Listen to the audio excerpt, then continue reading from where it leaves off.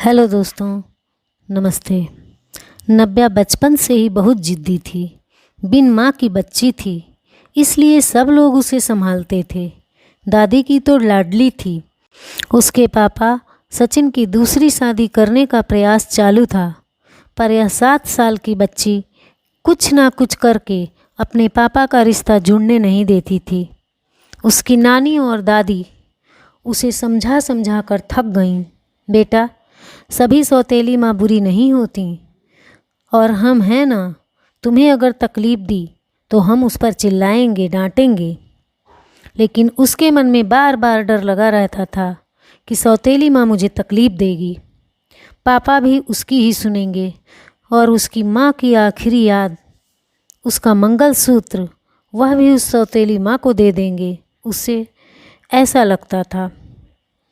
सभी को टेंशन हो रही थी कि उसे कैसे समझाएं। उसकी माँ सुनीता का एक्सीडेंट हुआ था। 2 साल पहले इस दुनिया से चली गईं।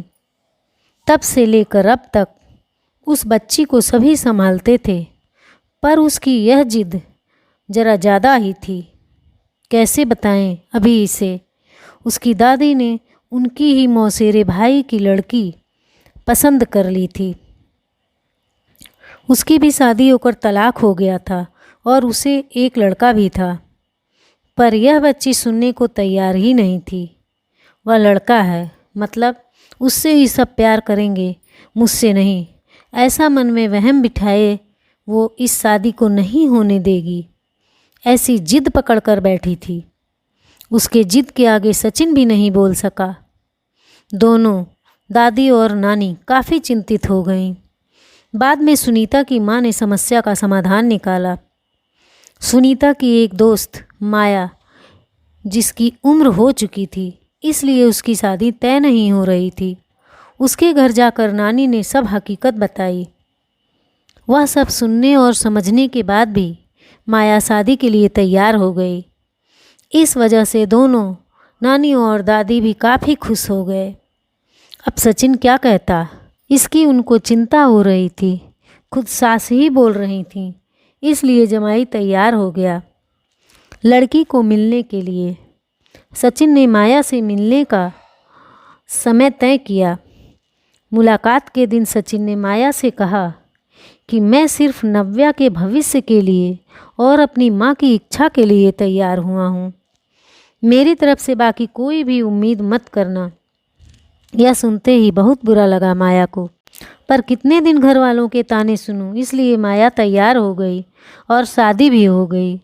उसके घर की परिस्थिति इतनी अच्छी नहीं थी, उस वजह से उसके माँ बाप ने माया को कोई भी जेवर नहीं दिए, और नव्या ने अपनी माँ का मंगलसूत्र भी नहीं देने दिया। बाद में सुनीता की माँ ने माया की माँ बनकर सब कुछ किया। नव्या माया को बहुत परेशान करती थी। ओ सौतेली माँ, ऐसे ही पुकारा करती उसे।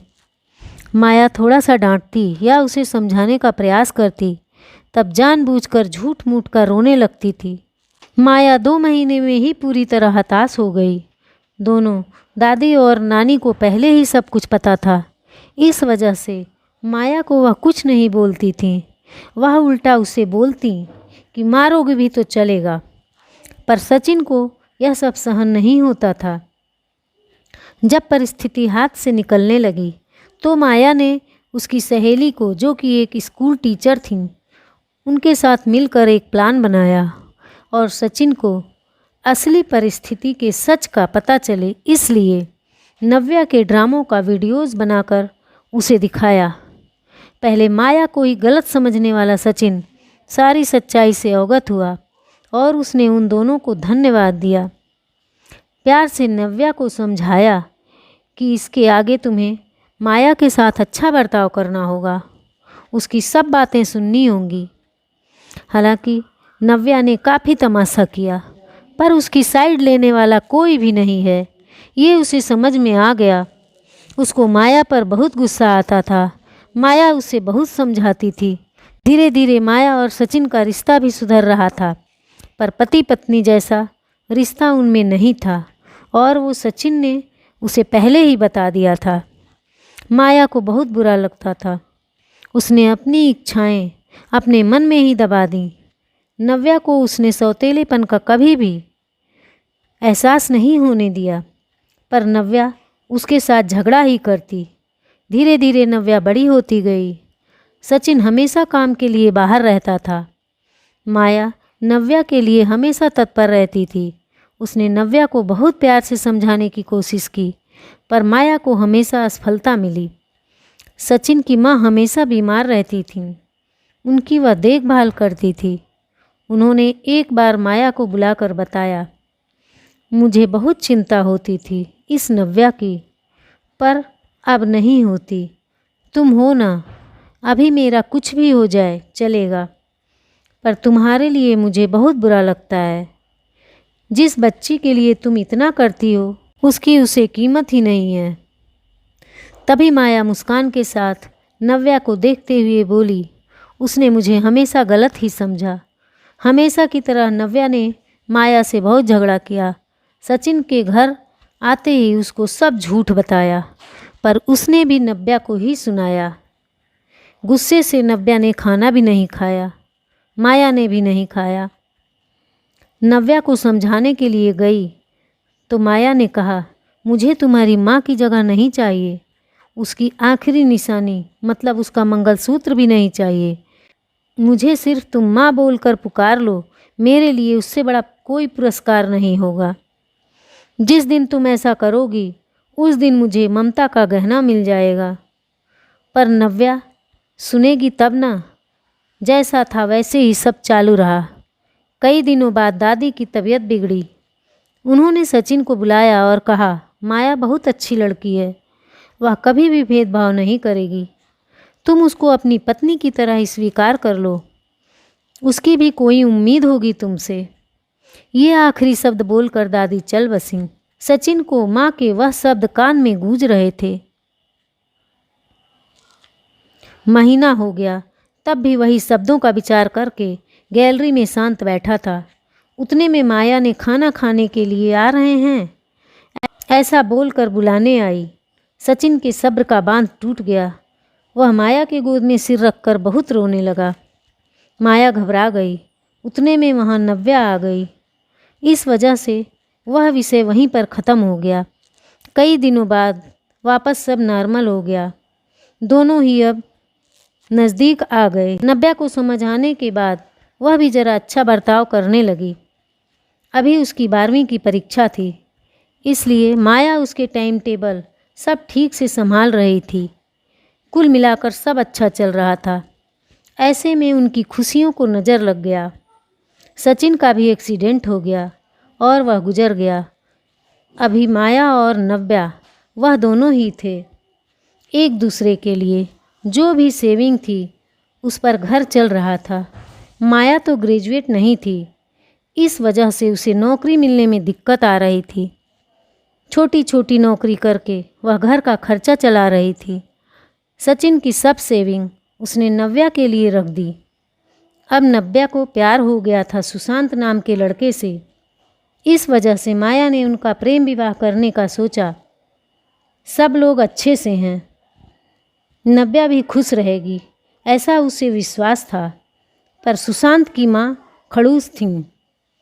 सचिन के जाने के बाद उनकी परिस्थिति भी अच्छी नहीं थी।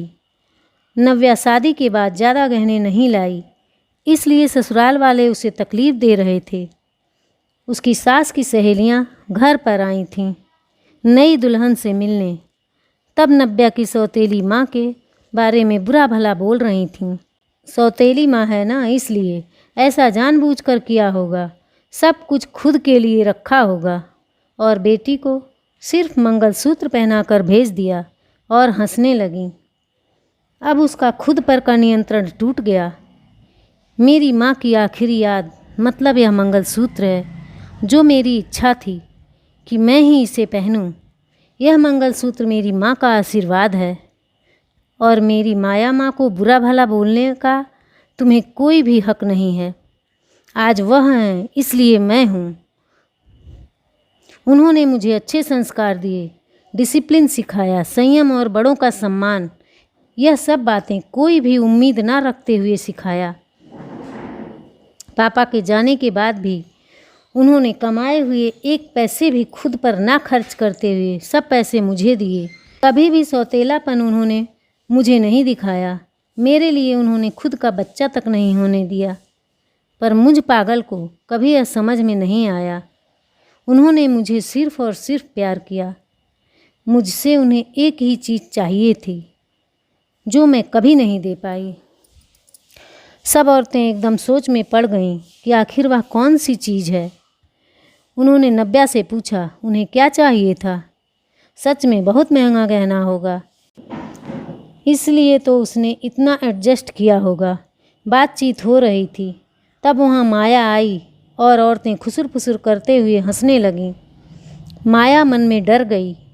नव्या ने ऐसा क्या किया होगा जो यह सब औरतें उसे देख रही हैं। तभी नव्या ने माया को गले लगाकर प्यार से माँ बुलाया। दोनों माँ बेटी सब भूलकर एक दूसरे की बाहों में गुम हो गईं। औरतें जब कानाफूसी कर रही थीं कि तभी नव्या बोली, आप सबको वह गहना देखना था ना, यही माँ बुलाकर ममता का गहना उसे चाहिए था। माया को तो रोना आ रहा था। दोनों सचिन और दादी के फ़ोटो के सामने उसको हाथ जोड़कर खड़े थे। नव्या ने उनसे माफ़ी मांगी और माँ को कभी खुद से दूर नहीं करूँगी ऐसा वचन दिया। धन्यवाद।